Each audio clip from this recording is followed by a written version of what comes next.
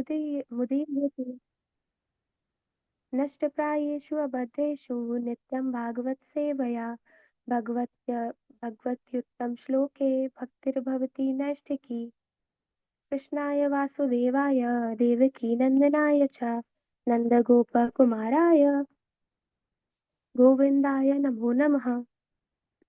मूकं करोति वाचालं पङ्गुं लङ्घयते गिरिं यत्कृपातमहं वन्दे परमानन्दं माधवम्। ॐ अज्ञानतिमिरान्धस्य ज्ञानाञ्जनं शलाकया चक्षुरुन्मिलितं येन तस्मै श्रीगुरुवे नमः। श्रीचैतन्यमनोभीष्टं स्थापितं येन भूतले स्वयं रूपः कदा मह्यं ददाति स्वपदान्तिकं। वन्देऽहं श्रीगुरो श्रीयुतपदकमलं श्रीगुरून् वैष्णवांश्च श्रीरूपं साग्रजातं सहगण रघुनाथान्वितं तं सजीवं साद्वैतं सावधूतं परिजनसहितं कृष्णचैतन्यदेवं श्रीराधाकृष्णपादान् सहगण ललिता श्रीविशाखान्वितांश्च हे कृष्ण करुणा सिन्धो दीनबन्धो जगत्पते गोपेश गोपिकान्त राधाकान्त नमोऽस्तुते तप्त काञ्चन गौराङ्गी राधे वृन्दावनेश्वरी वृषभानुसुते देवी प्रणमामि हरिप्रिये वाञ्छाकल्पतरुभ्यश्च कृपासिन्धुभ्य एव च पतितानां पावनेभ्यो वैष्णवेभ्यो नमो नमः। जय श्री कृष्ण चैतन्य प्रभु नित्यानंद श्री अद्वैत गदाधर शिवास आदि गौर भक्त वृंद हरे कृष्णा कृष्ण कृष्णा हरे हरे हरे राम राम राम हरे हरे नमः विष्णुपादाय कृष्णपृष्ठाय भूतले श्रीमते भक्तिवेदांत स्वामिनिति नामिने नमस्ते सरस्वते देवी गौरवाणी प्रचारिणे निर्विशेष शून्यवादी पाश्चात्य देशतारिणे। हरे कृष्णा। आप वो पढ़ोगे सृष्टि, ब्रह्म संहिता गाओगे? जी माता जी ठीक है। ओके, 6 to 10 श्लोक है अभी, ये ठीक है मैंने माता जी। शेयर कर दिया।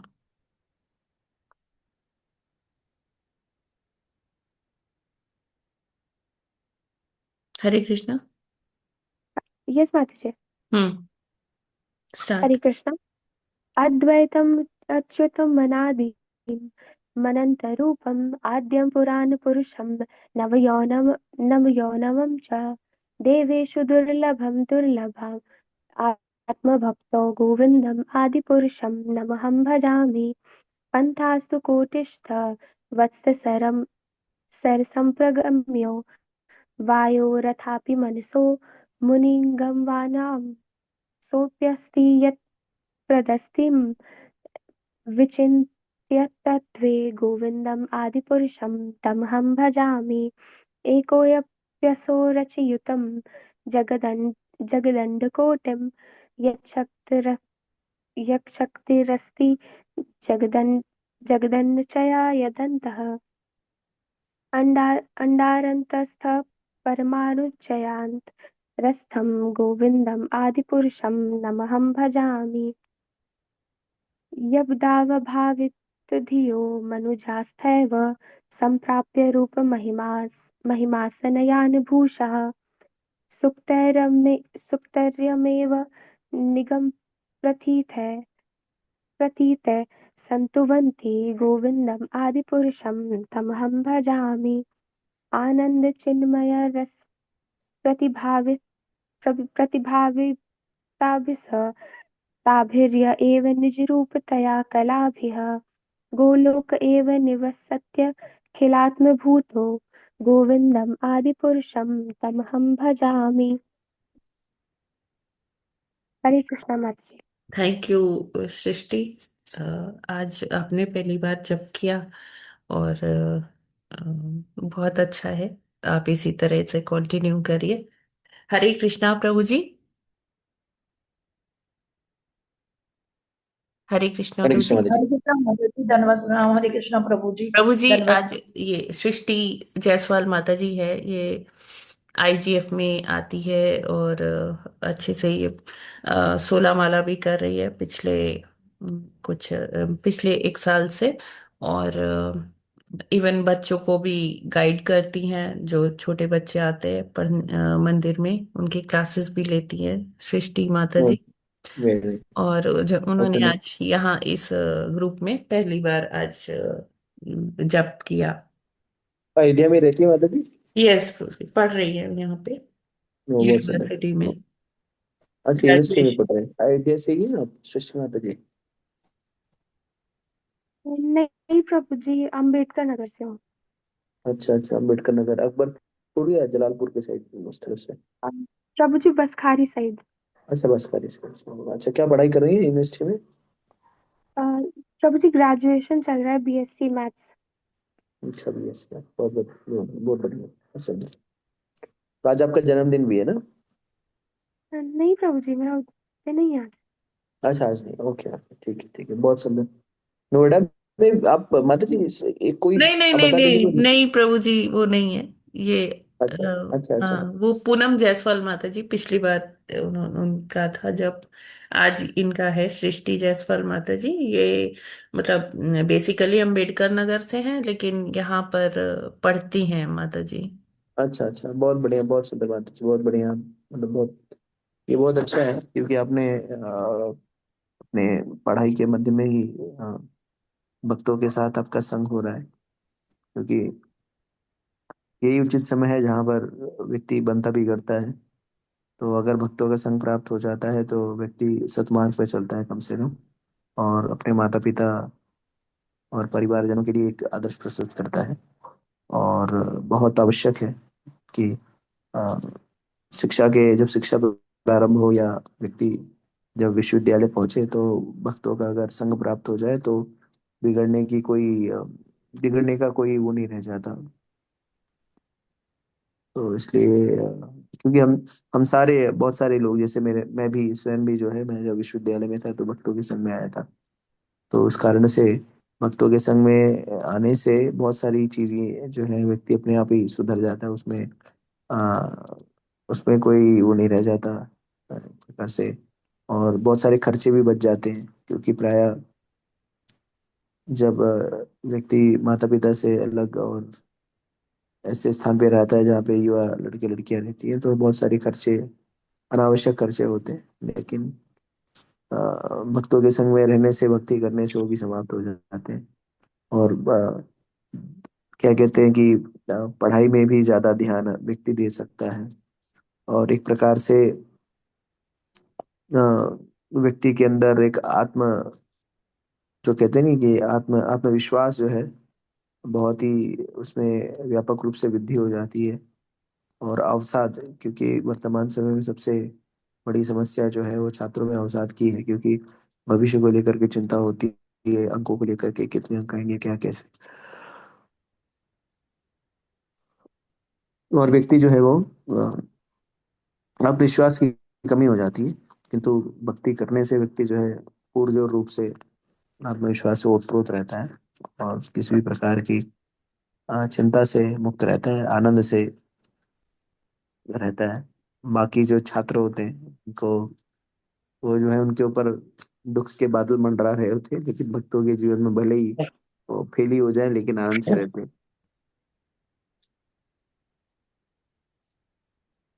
तो आप लगता है तो आपको भी आनंद ही लग रहा होगा, नहीं? हाँ यस प्रभु जी। हम्म। नहीं नहीं, अच्छे से आप जो है माता जी के मार्गदर्शन में जो है भक्ति में आगे बढ़ते रहिए, और ये आपको आजीवन लाभ देगा। ये जी जो प्रभु छोटा जी। सा निर्णय आपने लिया है, ये बहुत लाभकारी है, और पूरे जीवन भर लाभ देगा। आप कभी इसके विषय में कभी आपको ये नहीं होगा कि मैंने क्या गलत कर दिया है, ऐसा नहीं करना चाहिए था, क्योंकि भक्ति से इतर भक्ति से इतर और कोई ऐसी वस्तु नहीं है जो आपको शाश्वत रूप से आनंद दे सके इस भौतिक जगत में। ठीक है, बहुत बहुत बधाई, धन्यवाद। हरे कृष्ण प्रभु जी। हरे कृष्ण माता जी। थैंक यू प्रभु जी। प्रभु जी दंडवत प्रणाम।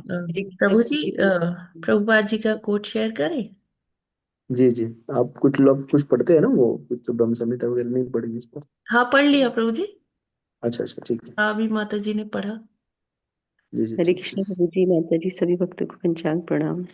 हरे कृष्णा प्रभु जी, माता जी दंडवत प्रणाम। हरे कृष्णा प्रभु जी दंडवत प्रणाम। हरे हरे कृष्ण कृष्णा प्रभु जी, माता जी हरे दंडवत कृष्ण माता प्रणाम। जी दंडवत प्रणाम। हरे कृष्णा प्रभु जी, माता जी दंडवत प्रणाम। हरे हरे कृष्णा कृष्ण प्रभु माता जी, जी, प्रभु हरे जी कृष्णा दंडवत प्रणाम। माता जी दंडवत प्रणाम, सभी को दंडवत प्रणाम। हरे कृष्णा विजिबल है स्क्रीन? जी बहुत बहुत धन्यवाद जी, जी। दिखाई दे रहा है। तो आज 8 फरवरी है, लॉस एंजलिस 1969 में श्रील प्रभुपाद जी ने जो वक्तव्य दिया था उसका कुछ अंश यहाँ पर प्रस्तुत किया जा रहा है। प्रभुपाद जी कहते हैं जो बाहर सुख ढूंढता है वो भौतिकवादी है, और जो अंदर आनंद ढूंढता है वो आध्यात्मवादी है। तो भौतिकवाद और आध्यात्मवाद का बहुत ही सटीक विश्लेषण श्रील प्रभुपाद जी ने किया है। आनंद की खोज ये एक स्वाभाविक सी प्रक्रिया है, और सभी जो है स्वाभाविक रूप से आनंद ही प्राप्त करना चाहते हैं। हम सभी यहाँ पर सुबह 5 बजे से एकत्रित हुए हैं और नाम जप कर रहे हैं। तो उसका मूलभूत उद्देश्य क्या है? आनंद प्राप्त करना। हम भोजन बनाते हैं, क्यों करते हैं? भोजन बनाते हैं आनंद प्राप्त करने हेतु। कोई भी क्रिया प्रतिक्रिया जो इस जगत में हो रही है वो आनंद प्राप्त करने के लिए ही हो रही है। और आनंद जो है वो मूलभूत उद्देश्य है इस जगत का। इतने तीव्रता से जो लोग भाग रहे हैं, जो लोग प्रवास कर रहे हैं, उसका मूलभूत उद्देश्य ही आनंद प्राप्त करना। तो आनंद प्राप्त करने के लिए ना, अभी आप लोग जो है वो जो म्यूट वूट है इधर उधर, आप लोग को उत्तर देने का, प्रश्न उत्तर का ये अवसर है। तो आनंद प्राप्त करने के लिए तीन आवश्यक घटक हैं। कोई बता सकता है 3 चीजें क्या हैं जो आनंद प्राप्त करने के लिए आवश्यक है? एक ही बताइए।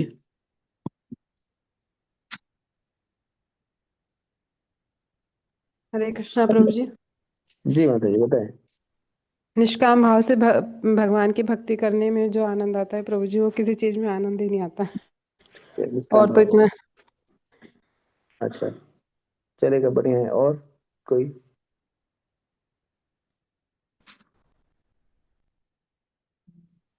इसमें कोई गलत और सही उत्तर नहीं है, आप लोग बता सकते हैं।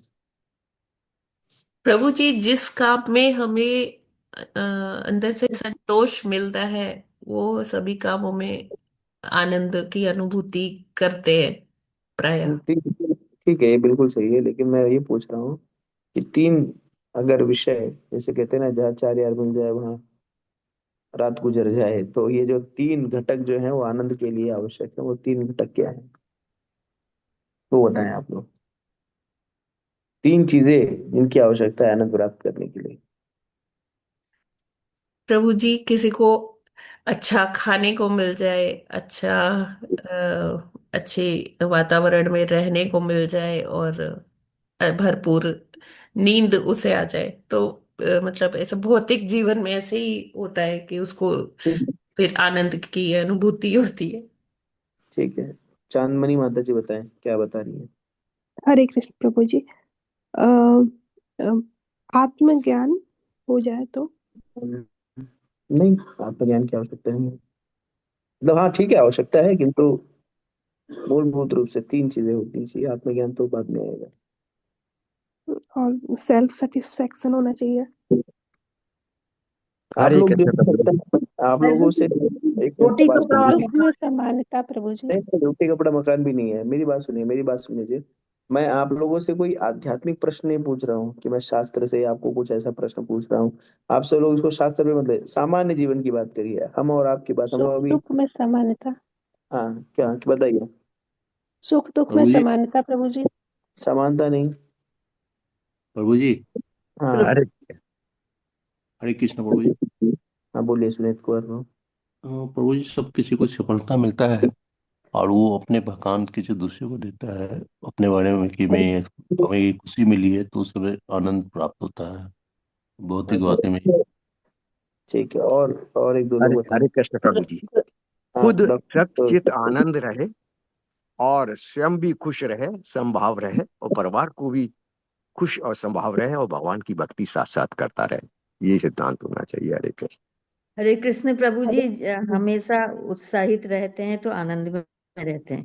हमेशा उत्साहित रहते हैं, ओके। ठीक है। और मन की हरे कृष्ण शांति प्रभु प्रभु जी। जी, मन की शांति, वीरेंद्र का स्थान, ठीक है, सही है, मन की प्रभु शांति। जी, अपनी आवश्यकताओं की पूर्ति हो तो आनंद है। हाँ, इच्छा पूर्ति।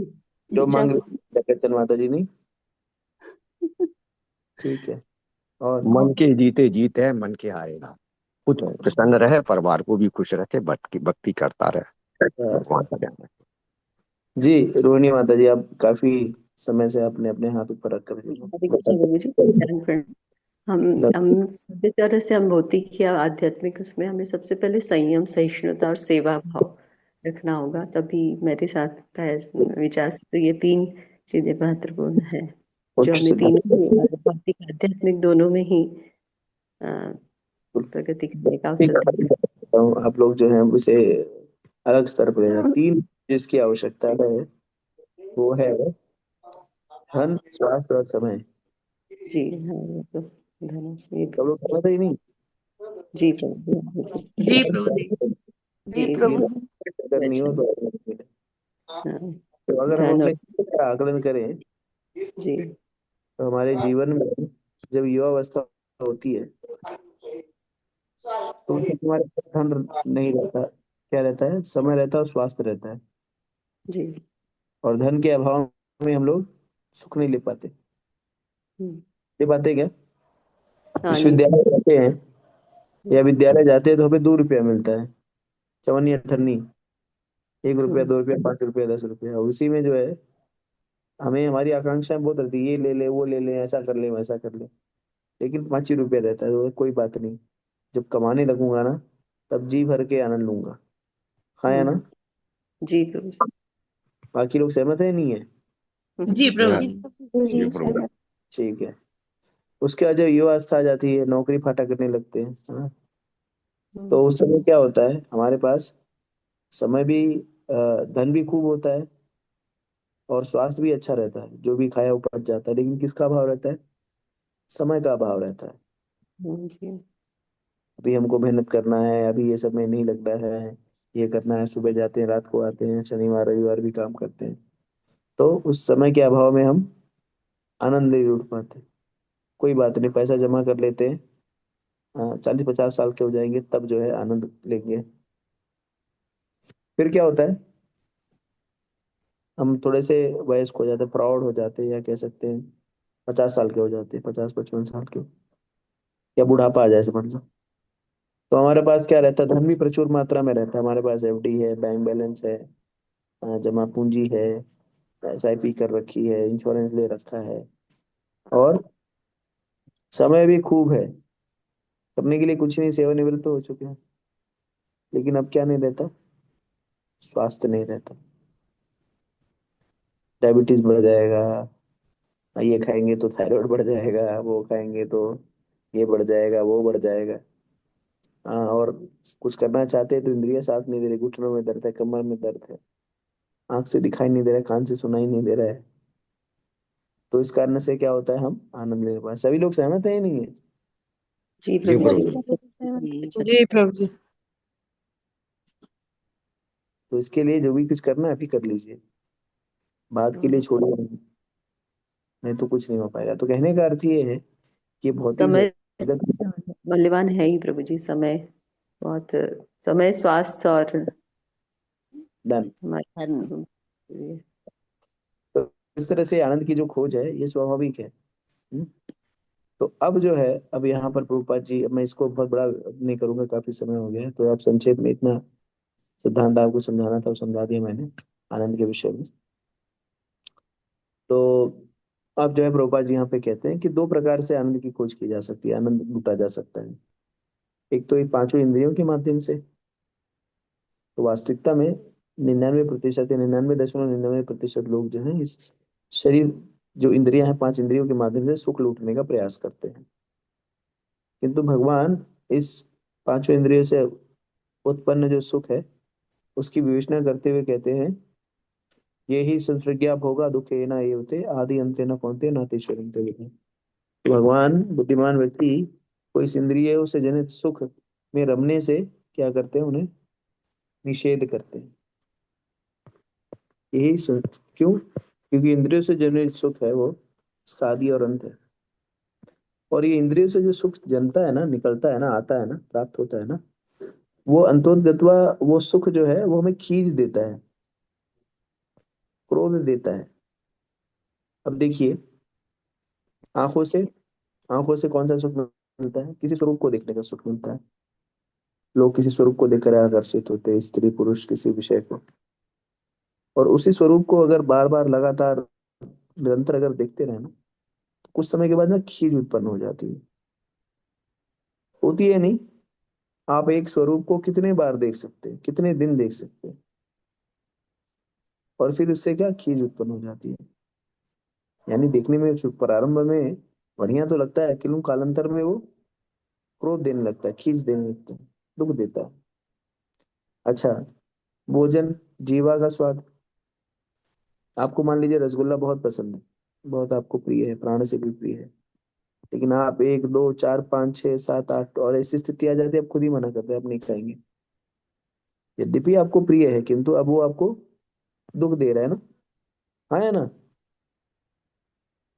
जी जी प्रभु जी। प्रभु। तो जी, इसी तरह से कानों का सुनने की, मान लीजिए आपको कोई गीत या कोई वाणी या कोई वाणी आपको बहुत मधुर लग रही है, हाँ, कर्ण प्रिय है, किंतु एक दो 10 15 20 25 50, उसके बाद आप कोई बात नहीं यार, हटाओ, दूसरा कुछ देखते हो।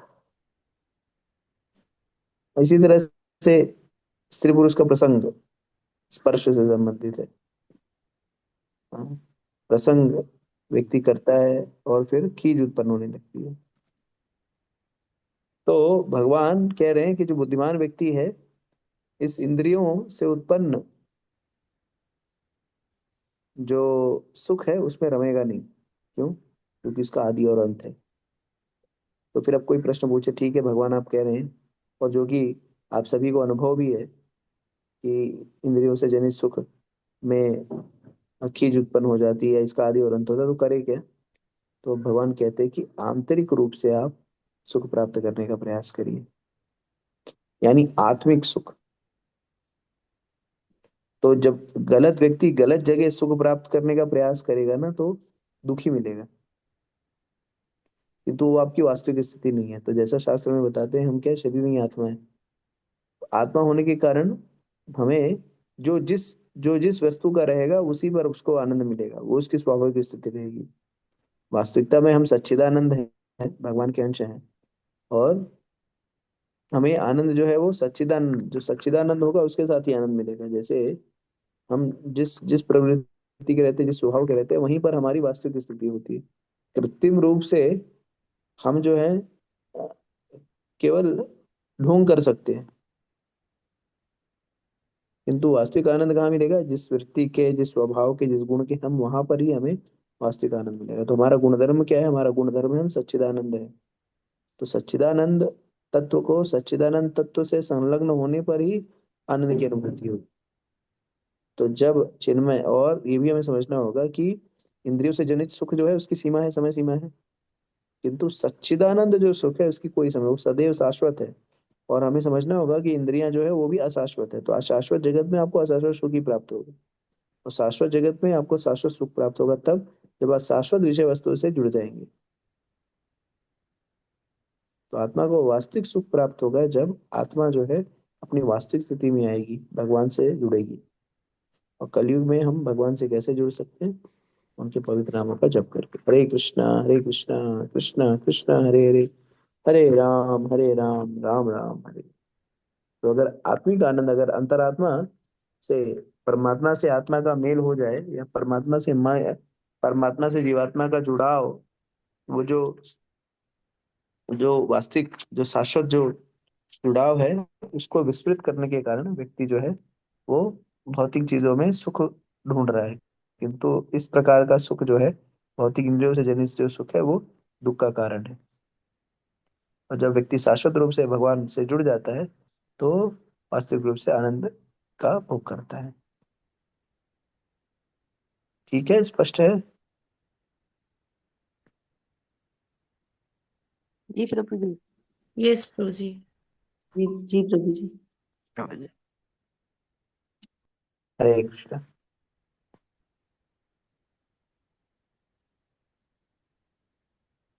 प्रभु जी, भागवतम में ये चतुर्थ स्कंद का तृतीय अध्याय का आज हमें 24वां श्लोक करना है। ठीक है, पढ़े। जी, इस आज कौन सी टीम का टर्न है माता जी? लक्ष्मण, लक्ष्मण टीम का। Okay, right. हरे कृष्ण। तत्ते निरीक्षयो न पितापि देह क्रद दक्षो मम द्व्यत तदनुवृत्ताश्च ये यो विश्वसृज्ञय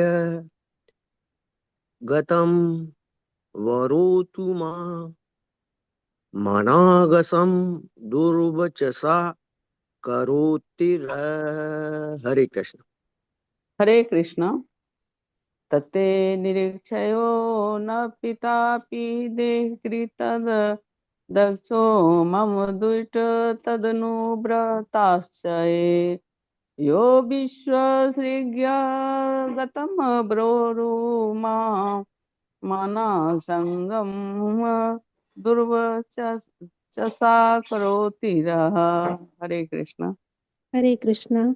तत्ते निरीक्ष्यो न पितापि देहकृत दक्षो मम दृष्टतदतु नुव्रतांश्च ये यो विश्वसृज्ञ यगतं वरोरुमा मनाग सम दुर्वाच रोति। हरे कृष्णा। सभी को दंडवत। हरे कृष्ण। तते निरीक्ष्यो न पितापि देहकृत दक्षो मम द्विटत् नु व्रताश्च ये यो विश्वसिज्ञ गगतं वरुणिमा मनागसं दुर्वचसा करोतिरः। हरे कृष्ण। हरे कृष्ण। तत्ते निरीक्षो न पितापि देहकृत् दक्षो मम द्वित धनुरताश्च ये यो विश्वसिज्ञ गतं वरोरुमा मनागसं दुर्वच सा करोतिरा। हरे कृष्णा। माता जी, प्रभु जी, सभी को दंडवत प्रणाम। हरे हरे कृष्णा। कृष्णा। हरे कृष्ण, हरे धन्यवाद। तत्ते निरीक्षयो न पितापि देहे कृद् दक्षो मम द्विटत् तदनुवृत्ताश्च ये यो विश्वसृज्ञ यतं वरोरुमा मनागसं दुर्वचसा करोतिर्हा। हरे कृष्ण। हरे हरे कृष्णा। तत्ते निरीक्ष्यो न पितापि देह तत्ते निरीक्ष्यो न पितापि देहकृत दक्षो मम द्विट तदनुव्रचाश्रये यो विश्वसज्ञगतं वरोरुमा मनागसं दुर्वचसा करोतिरः। हरे कृष्णा। हरे कृष्णा। तते निरीक्षयो न पितापि देहकृद् दक्षो मम द्विट तद अनुवृत्तश्चाश्च ये यो विश्वसग्र्य यज्ञगतं वरोरुमा मनागसं दुर्वच सा करोतिरः। हरे कृष्णा। हरे कृष्णा। हरे कृष्णा। तत्ते निरीक्ष्यो न पतितापि देह कुकृद दक्षो मम द्वित धनुव्रताश्च ये यो विश्वश्रीज्ञागतं बरोरुमा मनागतं गसं दुर्वच साकरो तीरा। हरे कृष्णा। हरे कृष्णा। तत्ते निरीक्ष्यो न पितापि देहकृत दक्षो मम त्विट तदनुव्रताश्च ते यो विश्वसृज्ञगतं वरो मनागसं दुर्वचसा करोतिरा। हरे कृष्णा। सभी को दंडवत प्रणाम। हरे कृष्णा। तत्ये निरीक्ष्यो नापि तापि देहकृत दक्षो मम द्युतितद् अनुवृताश्चे यो विश्वसृग्यगतं वरोरुमा मनसा मनागशं दुर्वचसा करोति उत्तरः। हरे कृष्णा। सभी को दंडवत प्रणाम। हरे हरे कृष्णा। तत्ते निरीच्यो न पितापि देह कृत कृद दक्षो मम पीडतनु तदनु व्रताश्चो ये विश्वसृज्ञ जगतं वरुमा मनसा मनसा गसं दुर्वसचा सचा करोतिरः। हरे कृष्णा। हरे कृष्णा। तत्ते निरीक्ष्यो न प्रतापि देहकृद् दक्षो मम द्विषतनुव्रताश्च ये यो विश्वसृज्यज्ञतं वरो मुमा मनागसं दुर्वचसा करोतिरः। हरे कृष्णा। तते निरीक्षय न पितापि देहकृन्द दक्षो मम दैतदनुवर्ताश्च यो विश्वसृज्ञतमं वरोरुमा मानागं फं दुर्वचफा करोति दुतर। हरे कृष्ण। दंडवत प्रणाम सभी को।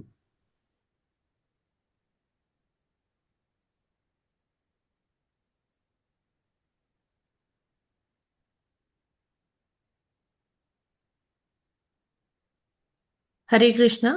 आगे कौन पढ़ेंगे? पढ़ ले माता जी। हरे कंचन कृष्ण माता जी माता आप पढ़ेंगी? जी। मैं ठीक है। पढ़ूं?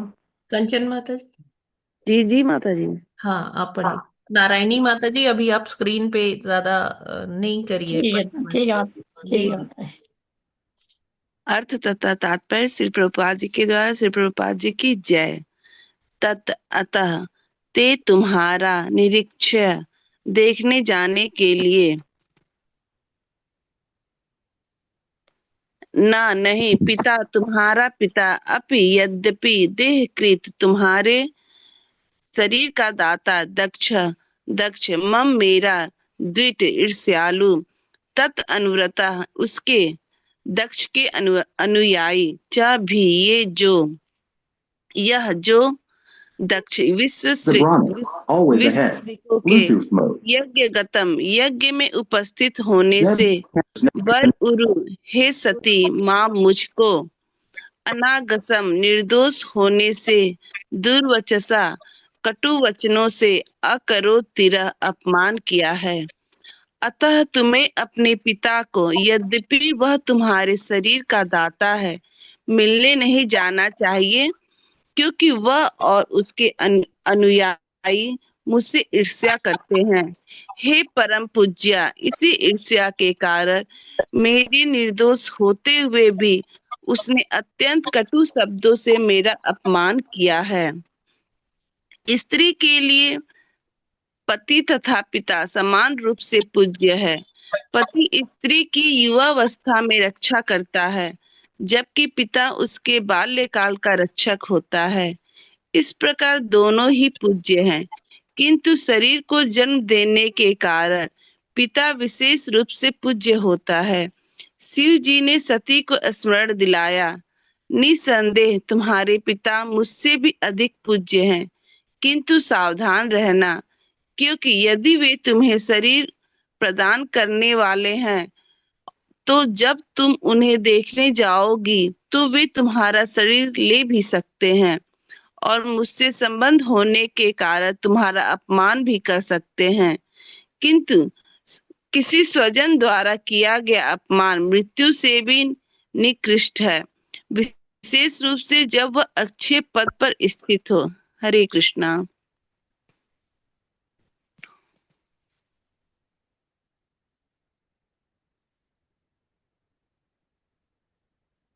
हरे कृष्ण। तो यहाँ पर कह रहे हैं क्योंकि वह, थोड़ा ये ट्रांसलेशन अनुवाद पे ले जाए माता जी। जी प्रभु जी, अच्छा। अनुवाद।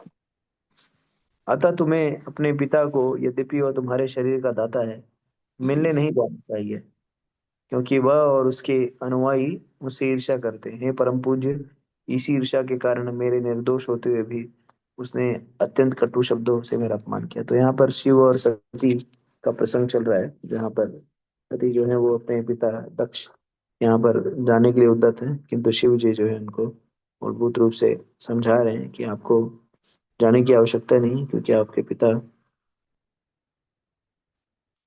पिता जो हैं वो बड़े ही मेरे प्रति उनकी वो ईर्ष्या से युक्त हैं। और ऐसी स्थिति में आप जो है उनको उनके पास ना जाइए।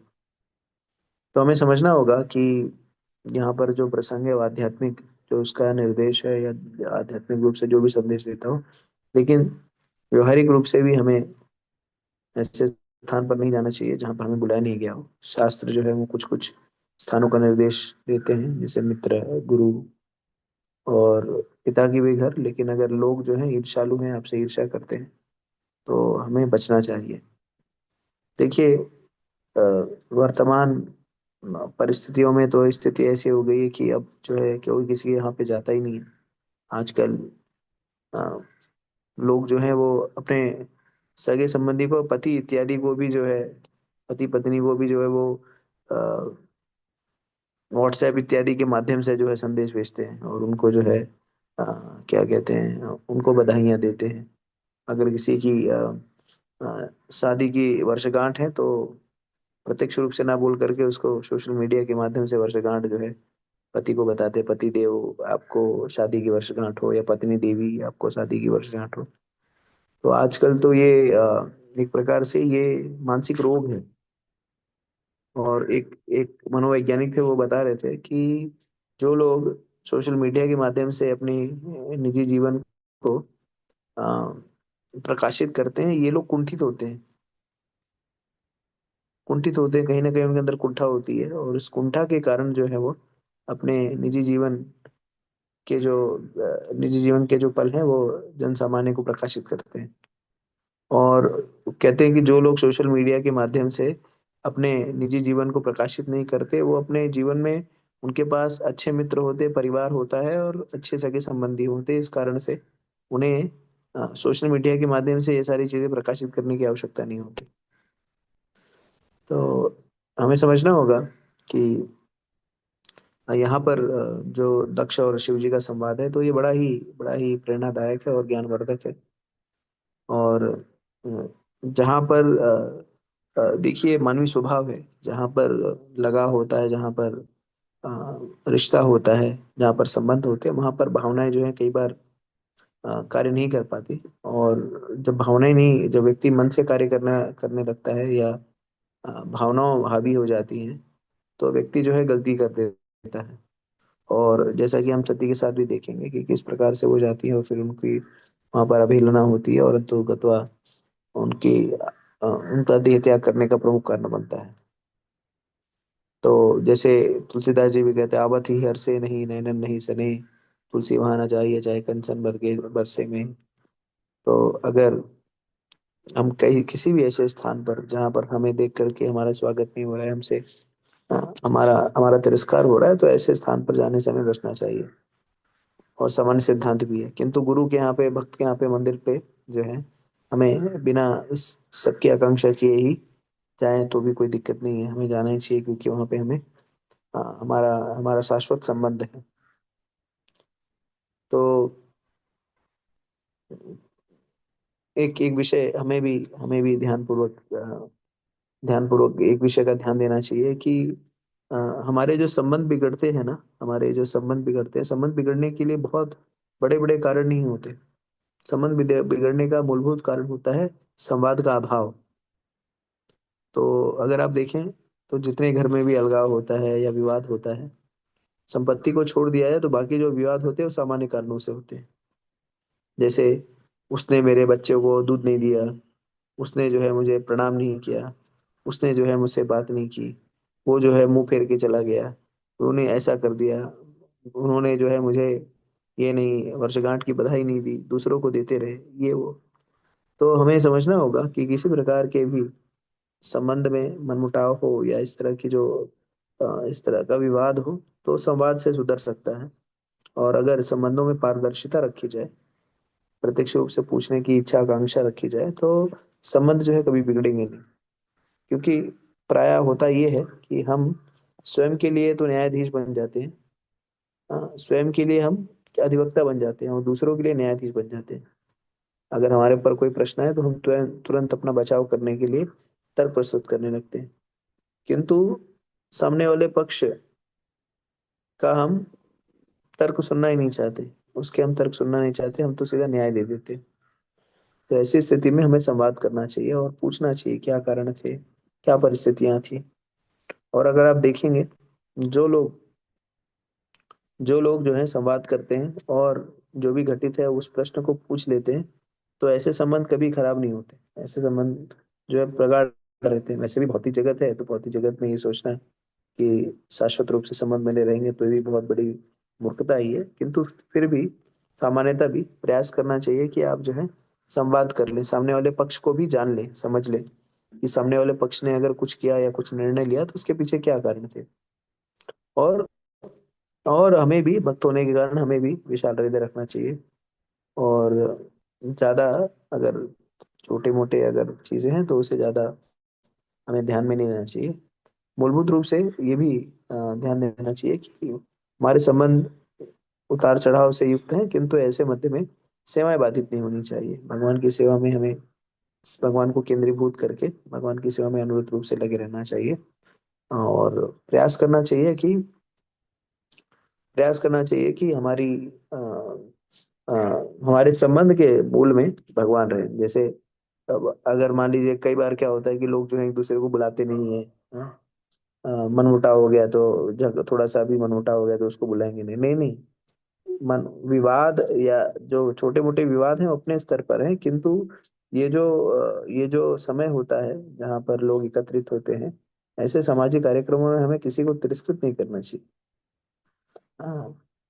तो उस बुलाने से, क्योंकि अगर आप नहीं मिलेंगे, नहीं बात करेंगे, तो मन जो है वो क्या करेगा, समस्याओं को बढ़ा चढ़ा करके जो है प्रस्तुत करेगा। तो इस कारण से हमें बड़ा ही सावधान रहना चाहिए और बड़ा ही संवेदनशील भी रहना चाहिए कि हमें संवेदना के साथ संवेदनशील होकर के लोगों को जिसको उचित जो सम्मान है वो सम्मान भी देना चाहिए। वैसे तो ये भौतिक जगत है, आप कितना भी कर लीजिए तो प्रश्न तो सदैव रहेंगे, लेकिन प्रयास हमारे ओर से ये रहना चाहिए कि किसी के प्रति जो है जिसका जो भी स्तर है उसको उस स्तर से उसके अनुसार उसको सम्मान दिया जाए। जैसे भगवान स्वयं जब द्वारका में प्रवेश करते हैं, हाँ, तो भागवत में वर्णन आता है कि जब द्वारका में प्रवेश करते हैं तो जो जिस प्रकार से जो जिस स्तर का रहता है उस स्तर से भगवान उसके साथ आदान प्रदान करते हैं। तो जो कोई अगर वरिष्ठ है तो उसका चरण स्पर्श करते हैं, कोई उनसे छोटा है तो उसको प्रेम स्नेह देते हैं। जो माताएं हैं, जो उनकी माता के तुल्य हैं, उनको उनसे आशीर्वाद प्राप्त करते हैं। यहाँ तक कि गणिकाओं को भी सम्मान देते हैं, जो उनके यथोचित सम्मान देते हैं। तो ये सब बहुत ही आवश्यक है, किंतु वर्तमान समय में ये सारी चीजें जो है कहीं ना कहीं बाधित हो चुकी हैं। अ, लोग जो है बड़े ही संकुचित हो गए हैं। और पहले धन का अभाव होता था तो प्रेम के साथ सब लोग एक दूसरे से मिलते थे, लेकिन अब धन के प्रचुर मात्रा में धन की उपलब्धता होने पर भी लोग जो है बड़े ही संकुचित व्यवहार में भी, आचरण में भी और आदान प्रदान में भी हो गए हैं। बड़ा ही दुर्भाग्यपूर्ण है और हम सभी को ऐसी वृत्ति से बचना चाहिए।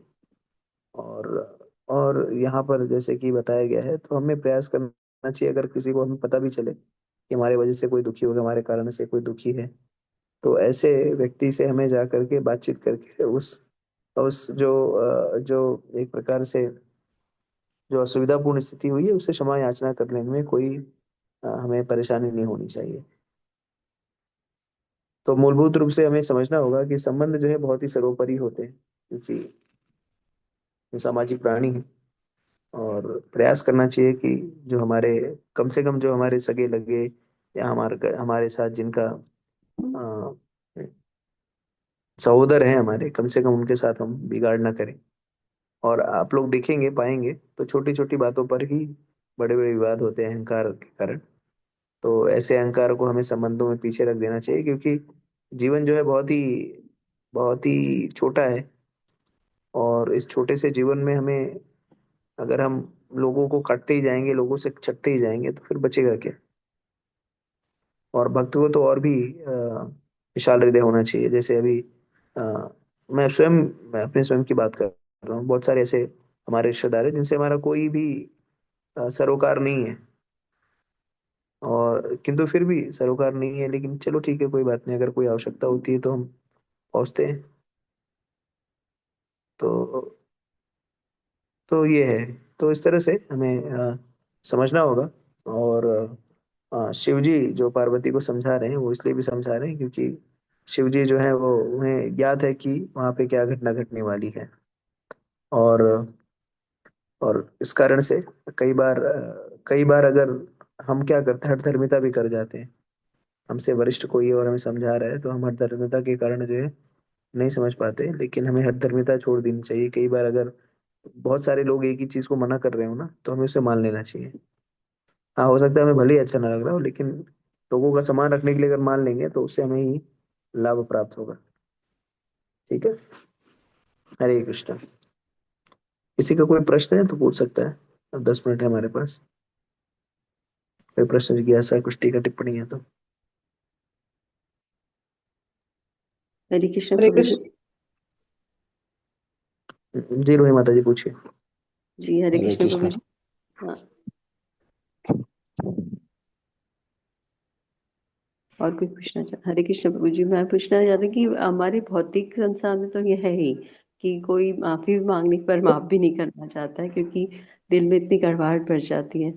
तो माफ करना तो सभी को, बड़ा को छोटों को भी, हमसे गलती हो जाती है तो हम लोग क्षमा मांगते ही हैं, मांगनी ही चाहिए। पर फिर भी सामने वाला नहीं करता है, तब बड़ी दुविधा होती है। और हम इस भक्ति में, आध्यात्म में आने के बाद इस चीज को समझ गए कि मान अपमान कुछ नहीं होता। तो अब तो बिल्कुल फर्क ही नहीं पड़ता इस चीज से कि करे या न करे, माफ करे या न करे, क्षमा। लेकिन हम अपनी ओर से कोई गलती ना करें, ये जरूर हम सतर्क होने लगे हैं इस चीज से। ये बहुत बड़ा मुझे तो इस आध्यात्म से बहुत बड़ा प्लस पॉइंट मिला है। उसके लिए आप सभी का बहुत बहुत श्रेष्ठ कोटि कोटि स्वयं के धन्यवाद। सम्मान की अपेक्षा नहीं करनी चाहिए। अगर हम किसी से, अगर ये पता चले कि यानी किसी को उम्मीद नहीं करनी चाहिए, सबसे बड़ी चीज यही है, अपेक्षा असुविधा, होनी। क्षमा याचना करने में कोई वो नहीं है। क्षमा तो सबसे पहले मांग लेना चाहिए। कई जी बार तो हाँ। ऐसा है कि क्षमा मांग लेता हूँ, क्योंकि मेरी गलती होना, मैं खुद ही गलती मान लेता हूँ, मेरी गलती है, क्षमा करते हैं। नहीं, लेकिन प्रभु जी, सामने वाला नहीं करना चाहता, हम तो कर भी देते हैं, मांगते हैं, लेकिन अपने सरकारी चीज तो घमंड के कारण, हाँ, वो नहीं है, माफ करना चाहते। तब बड़ी दुविधा होती है कि बड़ों को तो तभी। बोलते हैं ना, क्षमा बड़न को चाहिए, लेकिन बड़े लोग भी क्षमा नहीं कर पाते। नहीं नहीं, छोटे तो हम, कभी हमारा कर्तव्य है कि हम 10 बार माफी मांगे और करें, हम तो झुकना ही चाहते हैं। बड़ों का सम्मान अपनी जगह रहता ही है, लेकिन वो फिर भी नहीं करते हैं, तब बड़ा वो लगता है कि नहीं, दुखी होने की आवश्यकता जी। नहीं। हमने अपना काम अपना पर्याप्त है। हाँ, फिर उसने कहा कि वो उसका कर्म प्रारब्ध है, यही। अब हमने अपना कर्म कर लिया, वो अपना, उसका कर्म उसके साथ है, वो नहीं करना चाह रहे हैं, तो यही मानकर हम संतुष्ट हो जाते हैं। हरे बिल्कुल। कृष्णा प्रभु जी, धन्यवाद। हरे कृष्ण। पंचांग प्रणाम। हरे कृष्ण। हरे कृष्ण प्रभु जी। हरे कृष्ण। दक्ष प्रजापति है, वो भगवान की अनंत भक्ति करने के बाद ही भगवान जो है उनको इस लायक वो करते हैं।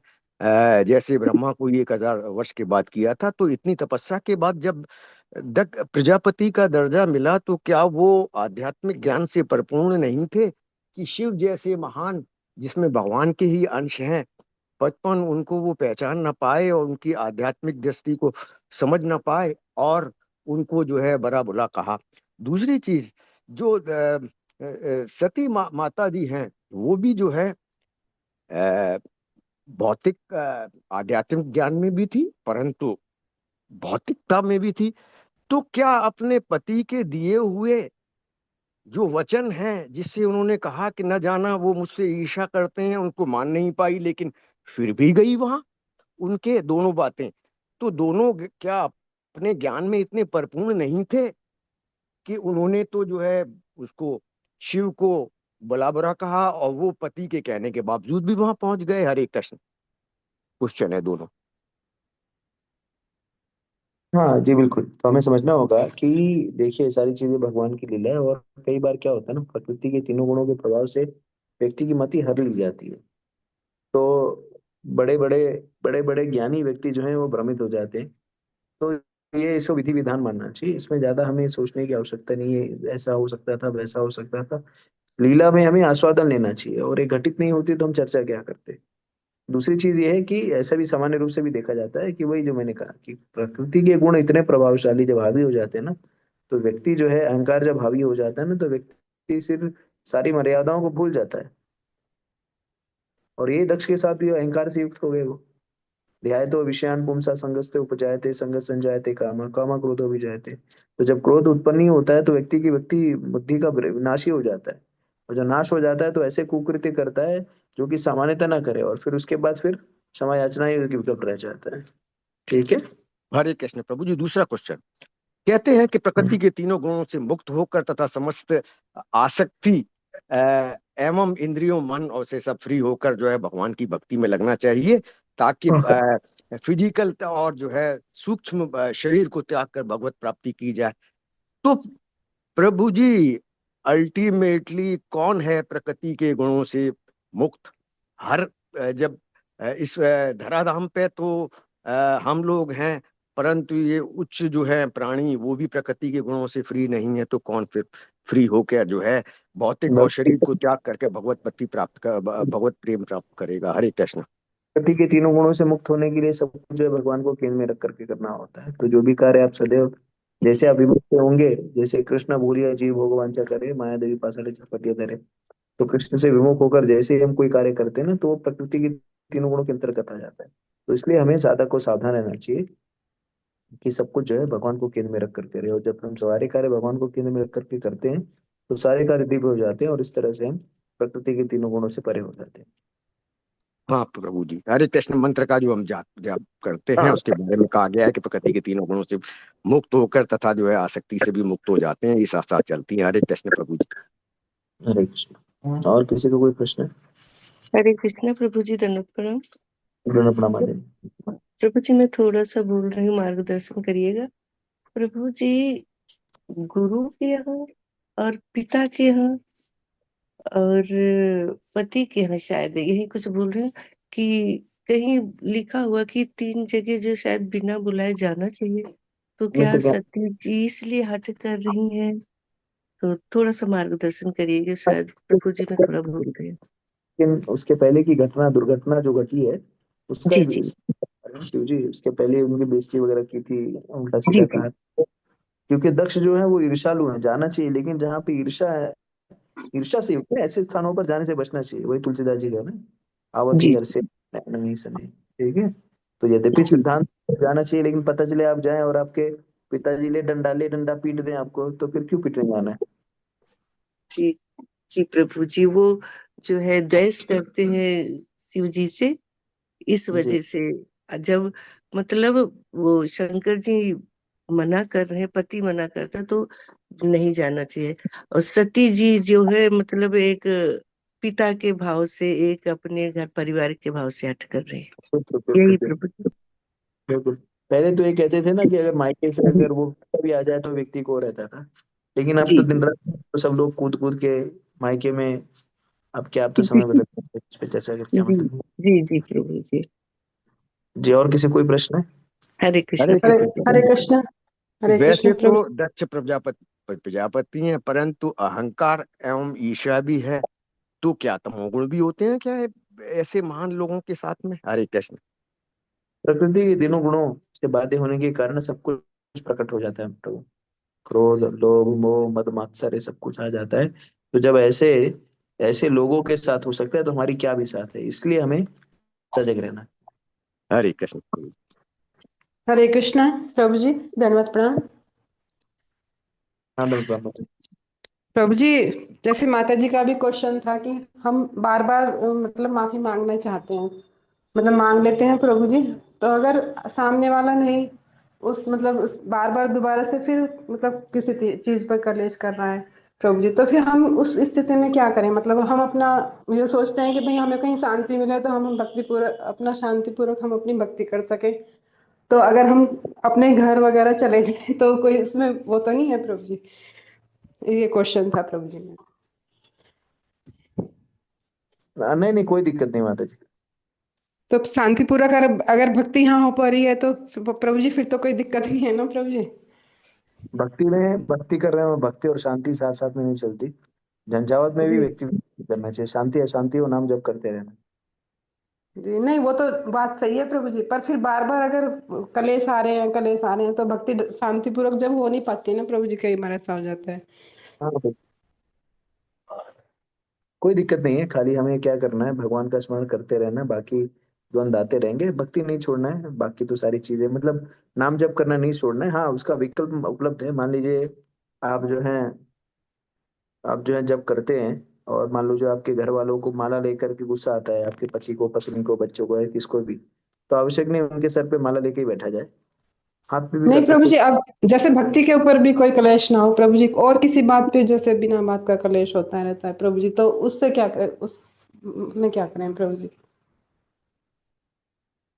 क्लेश तो होता ही रहेगा, अपने आप को जो है उससे जब आप जान लेंगे कि क्लेश ही होना है, तो उसके बाद जो कान और आंख और मुंह बंद कर लीजिए, जो हो रहा है उसको घटने दीजिए।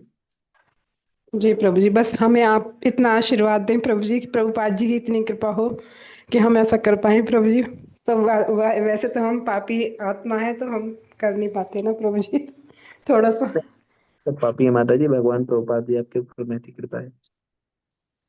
थैंक यू प्रभु जी, हरे कृष्णा, धन्यवाद, प्रणाम प्रभु जी। हरे कृष्ण, प्रणाम माता जी।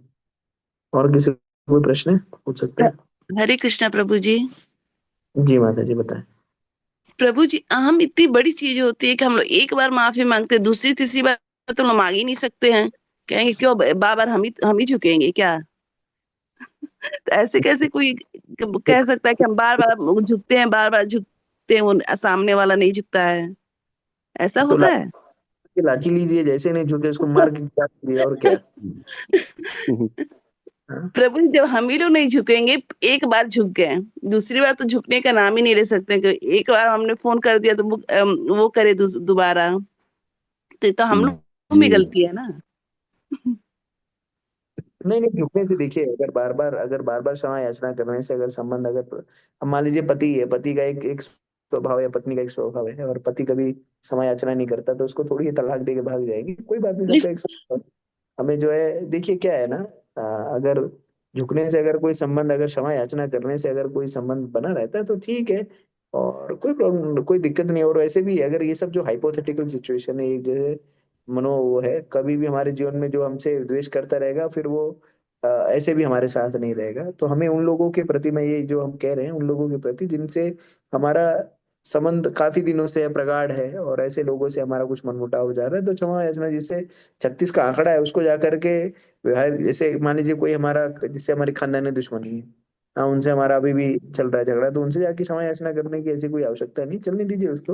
लेकिन जिससे हमारा संबंध है, मान लीजिए हमारे पति हैं, पत्नी है, देवर हैं, जेठ है, इन तीन दुनिया भर की रिश्तेदारियां हैं, इनमें हमारा संबंध अच्छा था, किसी कारणवश अज्ञानतावश या मनमुटाव के कारण संबंध खराब हो गया, तो क्षमा याचना करके आगे बढ़ाइए, ऐसा कह रहा था मैं। ठीक है। जी जी प्रभु जी। हरे कृष्ण प्रभु जी।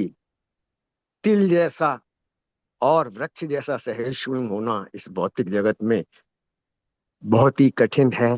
कहना तो थोड़ा आसान है, पर चाहे भक्ति में लगे रहो, वास्तविक जीवन में बहुत कठिन है। हरे कृष्ण। बिल्कुल बिल्कुल प्रभु।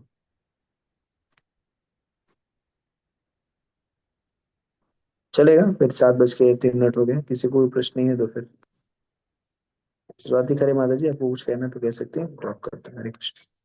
जी प्रभु जी, धन्यवाद, पंचांग प्रभु जी प्रणाम। शायद आर के सिंह प्रभु जी कुछ कहना पूछना चाहते हैं, प्रश्न आपसे। हरे कृष्ण माता जी, प्रभु जी। हम्म। प्रभु जी, मेरा सवाल ये है कि माता आदि शक्ति है, तो उनको नहीं पता था कि उनसे उनके साथ क्या होने, भगवान शिव को तो पता था, तो माता को ही पता होना चाहिए। प्रभु जी तो एग्जिट कर चुके हैं प्रभु जी। हाँ, तो आपका क्या प्रश्न है, एक बार आप रिपीट करेंगे क्या? जी माता जी, मेरा प्रश्न ये है कि सती माता तो आदि शक्ति है, वो तो बहुत मतलब हम्म। वो तो तीनों गुणों से पड़े हैं, तो उनको नहीं पता चल पाया कि मेरे साथ क्या होने वाला है वहां पे।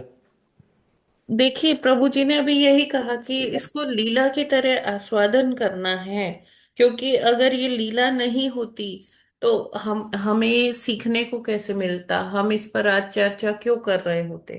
तो हमें उस दृष्टि से इसको, ये संदर्भ को सुनना चाहिए, समझना चाहिए। जी माता है जी, ना, हरे ये कृष्ण। एक मतलब बेंचमार्क गलत वर्ड यूज कर रही हूँ। ये एक ऐसा दृष्टांत बनाकर है दिया गया है कि आगे आने वाले जो जनरेशन्स हैं वो इस दृष्टांत से प्रेरणा ले सके, समझ सके कि किस स्थिति में हमें क्या करना चाहिए। ठीक है, सिद्धांत तो है कि पिता के घर बिना बुलाए भी जा सकते हैं, गुरु के घर बिना बुलाए भी जा सकते हैं, लेकिन जब वहां पर इस तरह की ऐसी स्थिति हो कि मित्र है, पिता है, गुरु है, तब गुरु तो चलिए इसमें नहीं आएंगे, लेकिन मित्र है, मतलब जो भौतिक जो रिलेशनशिप है, तो उसमें अगर वैमनस्यता आ जाए, उसमें अगर ये मात्सर्य आ जाए, ईर्ष्यालु जो व्यक्तित्व है किसी का, तो फिर वहां पर हम इस सिद्धांत को थोड़ा सा उस दृष्टि से देखना चाहिए, उसमें थोड़ा सा हम डेविएट कर सकते हैं। ये बात जी माता जी। है ना। जी माता जी। जी। जी माता जी, कल कल वाला एपिसोड में आया था वासुदेव बहुत बार, वासुदेव वसुदेव बहुत बार आया था, तो मैं हाँ पूछ नहीं जी पाया था उसका जी जी जी। मीनिंग, एग्जैक्ट एग्जैक्ट मीनिंग क्या है, वासुदेव का मीनिंग क्या है, वसुदेव का मीनिंग क्या है माता जी।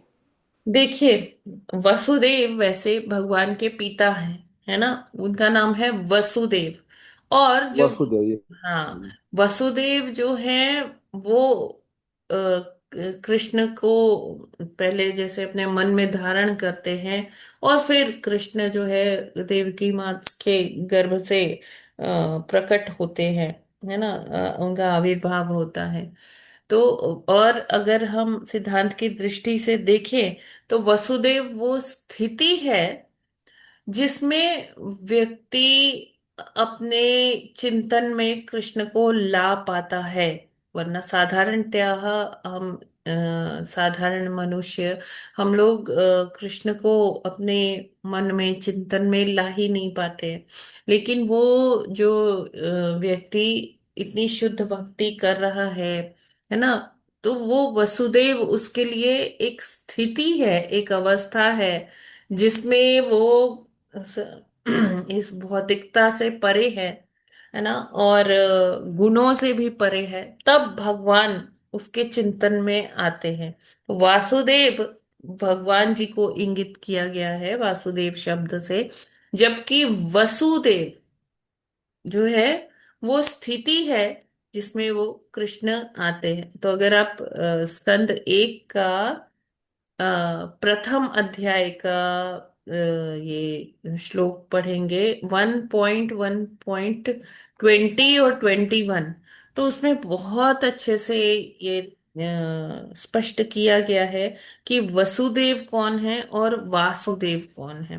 वासुदेव भगवान जी को के लिए ये उपयुक्त मतलब शब्द प्रयोग किया गया है, और वसुदेव वैसे तो एक व्यक्ति है जो भगवान के पिता हैं। और दूसरे प्रभुपाद जी ने वहां तात्पर्य में ये भी बताया है कि जो वसुदेव एक स्थिति है, एक अवस्था है, जिस अवस्था में हम कृष्ण मतलब जिस अवस्था में कृष्ण हमारे चिंतन में आते हैं। ठीक है प्रभु जी। जी माता जी। माता जी, शॉर्ट में पूछ रहा हूँ कि वसुदेव, कैवल्य और ब्रह्मभूत क्या हाँ शब्द जी जो जी जी तीसरा है, जी, ये बिल्कुल फर्क है क्या बिल्कुल। इसके कि एक ही है?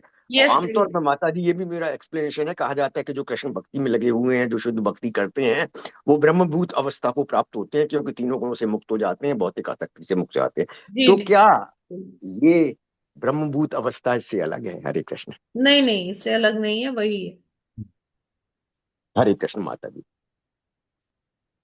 केवल। हरे कृष्णा माता जी, माता जी। शास्त्र इतने महान है कि अगर शास्त्रों को देखा जाए तो आप लोग इतना जो है आध्यात्मिक जो शिक्षा देते हैं, हम आध्यात्मिक सुबह हरि भजन करते हैं, तो वास्तव में जो मन से भक्ति करते हैं, वो अगर भौतिक गुणों से उस समय दूर रहते हैं, तो कहा जाता है कि वो ब्रह्मभूत अवस्था में रहते हैं। हरे कृष्ण माता जी, ऐसा है क्या?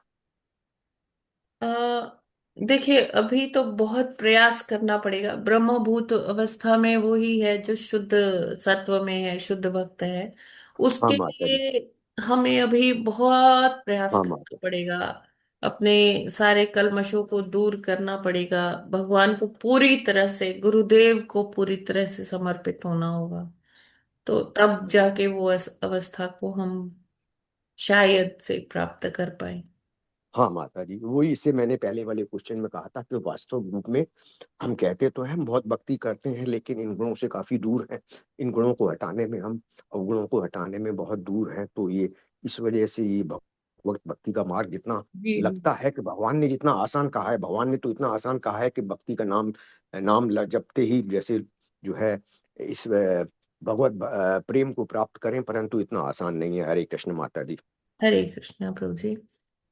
हरे कृष्णा माता जी। अच्छा माता जी, जी माता जी। हाँ, माता जी, जो वो वाला श्लोक है, वासुदेव परा वेदा वासुदेव परा मखा वासुदेव परा क्रिया वासुदेव परा योग, हम्म। ये वाला यही उसी में ना वासुदेव का अर्थ है सारा। हाँ, इसमें भी है, लेकिन जो अ, हमारा जो प्रथम अध्याय का मतलब 1.1, प्रथम स्कंद प्रथम अध्याय 20 और 21, 20, 21, 22 तीनों श्लोक जो है वो इस मतलब पढ़ेंगे तो तो वो तात्पर्य। पढ़ेंगे तो समझ में आ जाए। जी हाँ। जी। धन्यवाद माता। हरे हरे कृष्ण हरे माता। कृष्ण माता जी। जी प्रभु जी। माता जी, भगवान कृष्ण के जैसे पिता का नाम वसुदेव है, उससे इसका कोई लिंक नहीं है ना? जैसे कौनते बोलते हैं पांडु, पांडु के पुत्र को पांडव बोलते हैं, उस तरह से तो नहीं है ना कि वसुदेव के पुत्र हैं भगवान इसलिए उनको हाँ हाँ, वासुदेव, ऐसा एक तो नहीं? एक ये भी रीजन बताया गया है। जी माता जी। है ना, लेकिन अ, वासुदेव का मतलब क्या होता है? वो मतलब क्योंकि ये वसुदेव जी के से पहले भी तो भगवान थे ना। जी भगवान तो माता जी। जी आदि जी। पुरुष हैं। ठीक है। जी माता जी। वासुदेव तो उनके अंश हैं। वसुदेव तो मतलब जीव तत्व है, उनके अंश हैं।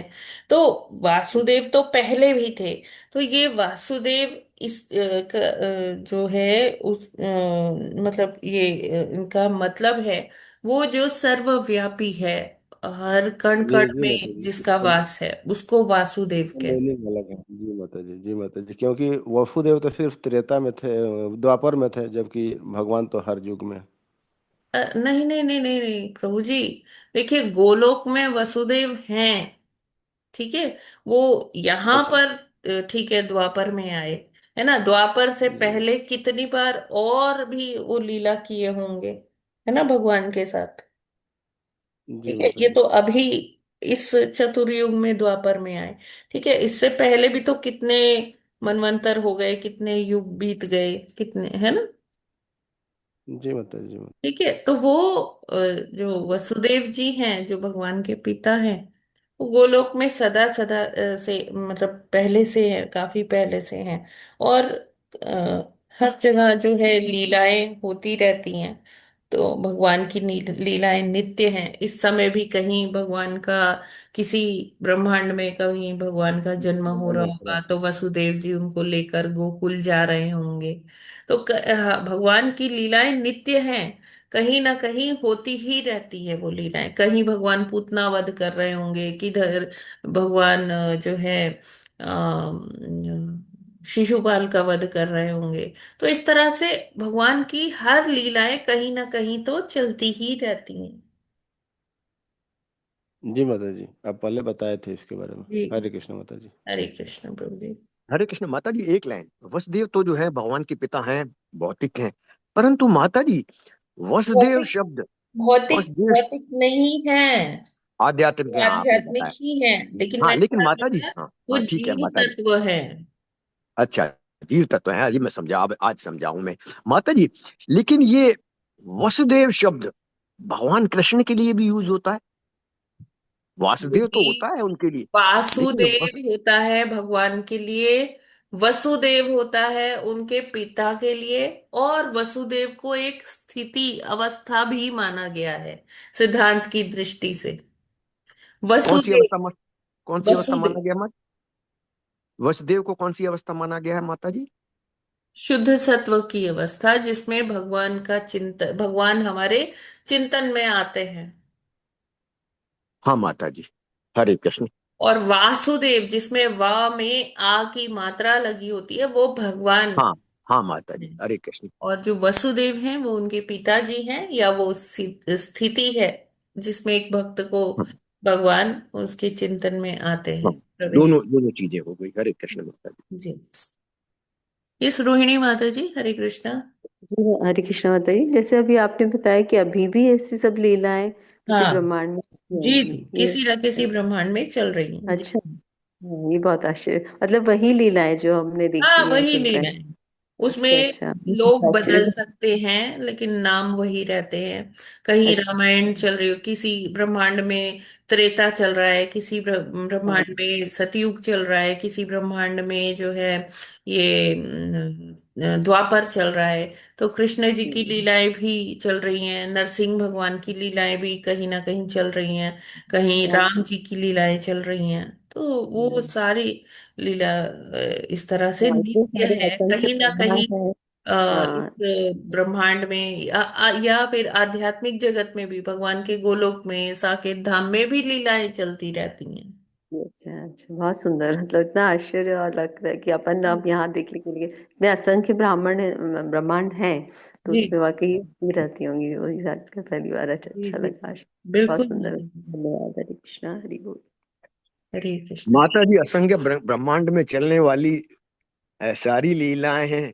इस्कॉन के सौजन्य से हम यहाँ धराधाम पे अपने स्थान पर बैठे हुए ही सुन लेते हैं, ये सौभाग्य है हम लोग, और महसूस करते हैं हरे कृष्ण माता जी, और ज्ञान प्राप्त करते हैं हरे जी कृष्ण जी माता जी, ये सौभाग्य है जी, हम प्रभुपाद भक्तों जी का। की सब ये अनुकंपा है, जिसके कारण हमें ये सारा सुनने को, समझने को मिलता है।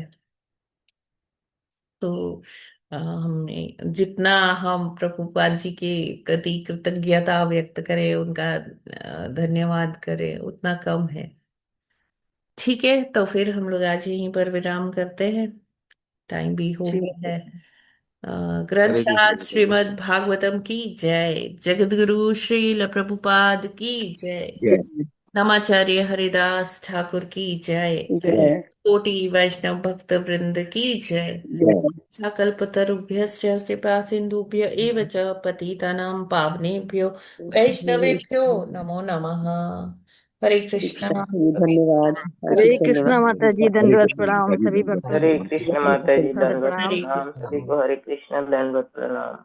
हरे अच्छा, कृष्णा मैंने माता जी, दंडवत कल ग्रुप प्रणाम। में ना वो शेयर कर दी है लिस्ट हरे जपा कृष्णा की। माता जी, सभी माता जी प्रभु तो जी को आप लोग दंडवत। देख लीजिएगा, जिसका नाम नहीं है तो मुझे मैसेज कर दीजिएगा, तो उसमें मैं कुछ एडजस्टमेंट करती हूँ। ठीक है, जिसको भी जब करना है और लिस्ट में नाम नहीं है, तो आप मैसेज कर दीजिएगा मुझे। ठीक है। हरे कृष्णा। हरे हरे कृष्ण। कृष्ण माता हरे जी, कृष्ण दंडवत सभी प्रणाम। वैष्णव को मेरा भी दंडवत प्रणाम। हरे कृष्ण।